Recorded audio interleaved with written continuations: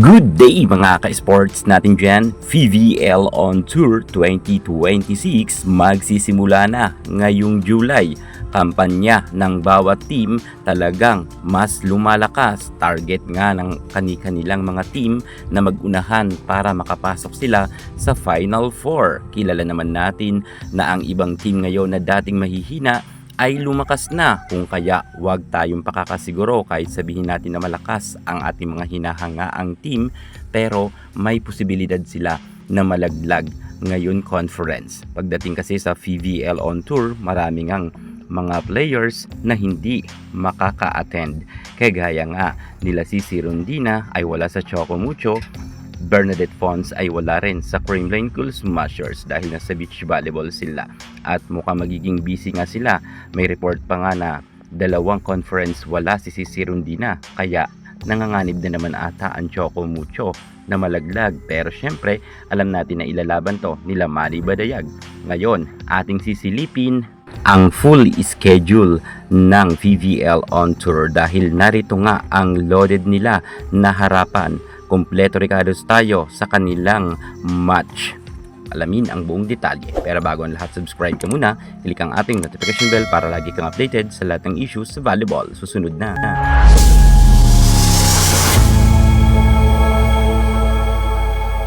PVL loaded schedule narito na sa ating listahan. Unahin na nga natin dito ang unang maghaharap, ang Zeus Coffee kontra sa Akari Chargers. 4 PM yan magaganap at ito ay sa July 4 sa Iligan City.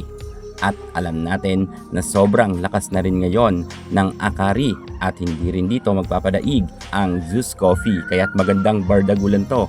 Sila ngayon opening na maglalaban, alas 4 yan mga ka-sports. Alam ko na ilalaban rin to ng ating Zeus Coffee.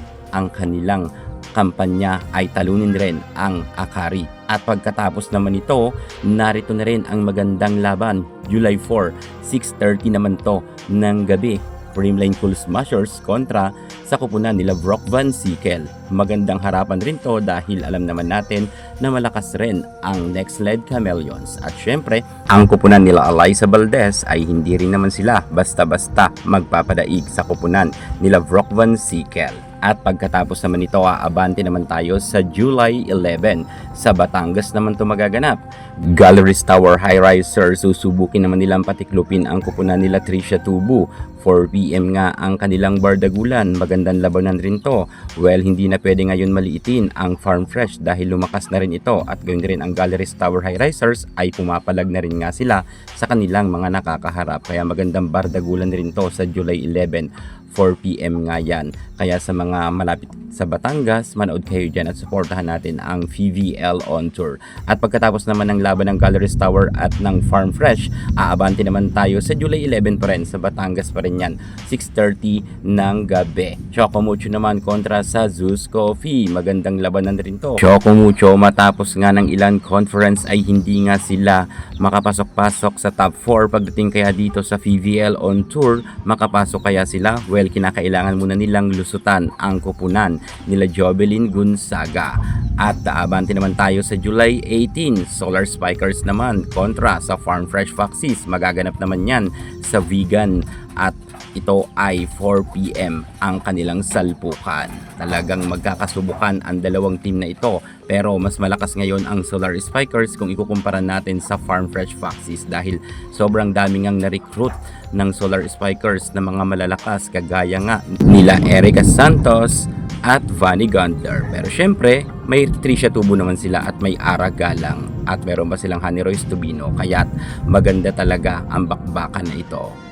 Pasubukan na lang sila kung sino talaga ang unang lulusot at patatagan ng loob kung sino ang magtatagumpay at sino ang uuwing luhaan sa July 18. At syempre, pagkatapos naman ng kanilang labanan, ang Galleries Tower High Risers naman kontra sa Creamline Cool Smashers, ang sunod na magsasalpukan 6:30 ng gabi. Ang Galleries Towers ay medyo tagilid pagdating sa Creamline Cool Smashers. Kilala natin na ang Creamline ay isa sa mga pinakamalakas na team. Bagamat mayroon na rin mga veterana pagdating sa Galleries Tower, pero hindi pa talaga sasapat para mapatiklop nila ang Creamline. Ngunit hindi tayo pakakasiguro, sabi nga ng karamihan, bilog ang bola. Hanggat meron naglalarong players ay meron mananalo at matatalo.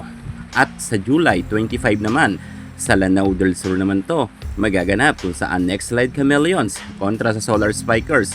4 PM yan ng hapon. Maganda rin ang laban ng Next Sled at ng Solar sapagkat dito makikita natin kung sino talaga ang mas malakas na team. Alam naman natin ang ibang mga players na galing nga sa Signal Super Spikers, yung mga superstar nila ay nasa Solar Spikers na, samantalang yung mga dating nasa Petrogas Angels ay kasama na rin ngayon ng ating Abi Maranyo sa Next Slide Chameleons. Kaya magandang bakbakan rin yan. 6:30 naman ng gabi, narito naman ang ating PLDT at Choco Mucho. Well, kung wala si Cici Rondina at si Ea Laure lang ang kanilang aasahan, baka hindi sumapat sila na mapanalo nila ang laban nila kontra sa PLDT. Kilala natin ang PLDT, meron silang Savannah Davison na super lakas. Pero syempre, alam ko ilalaban to nila Descheng. At hindi rin sila basta-basta magpapadaig sa PLDT. Magandang bakbakan rin yan. Abangan ninyo yan ha. Sa August 1 naman, maganda rin ang harapan. Next Sled Chameleons, mukhang hindi sila masyado mahihirapan sapagkat Galleries Tower High Risers ang kanila makakalaban. 4 PM ng hapon. Pero ang Next Sled kasi ay sobrang daming ang mga na-recruit rin na galing sa Signal Super Spikers, kung kaya mas malakas sila kung ikukumpara natin sa Galleries Tower High Risers. Meron pa silang Myla Pablo, Brock Van Sickle at marami pang ibang mga bagong players.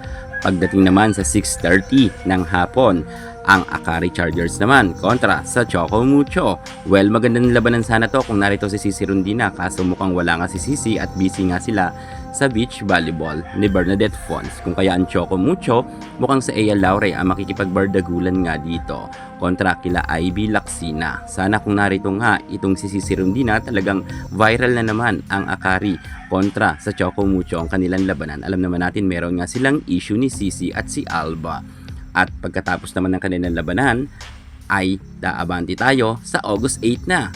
Medyo matagal-tagal nga ang pahinga. Ang Zeus Coffee naman kontra sa PLDT. Susubukin naman ng PLDT na patiklopin agad ang kupunan nila Jovelyn Gonzaga. Well, sa tingin ko naman ay hindi mahihirapan dito ang PLDT, lalo't nag-level up na nga ngayon at bumalik na rin ang dating lakas ni KKD.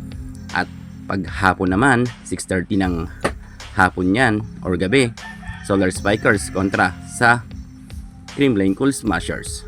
Ito nga ang pinakamatinding makakaharap ng Choco Mucho. Malakas ang Solar Spikers kung tutuusin sa kasalukuyan.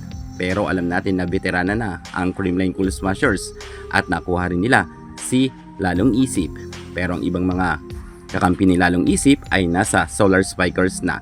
Tulad ng sabi ko, meron silang Erica Santos at meron pa nga silang Vanny Gander at nariyan pa si Bella Belen. Kaya matcha-challenge ng gusto dito ang kupunan nila Alaysa Valdez. Well, abangan na lang natin yan kung sino talaga sa kanila ang magtatagumpay. Magandang bakbakan talaga yan. At sa August 15 naman, 2026, Farm Fresh Foxes at Next Sled Chameleons ang maghaharap 4 PM ng hapon. At last 6:30, PLDT at Akari. Yan nga yun, kanilang full schedule simula sa July hanggang August. At magkikita-kita tayo niyan at supportahan natin ang PVL on Tour. Yan muna pinaka-latest natin sa mundo ng volleyball. Thank you so much. God bless.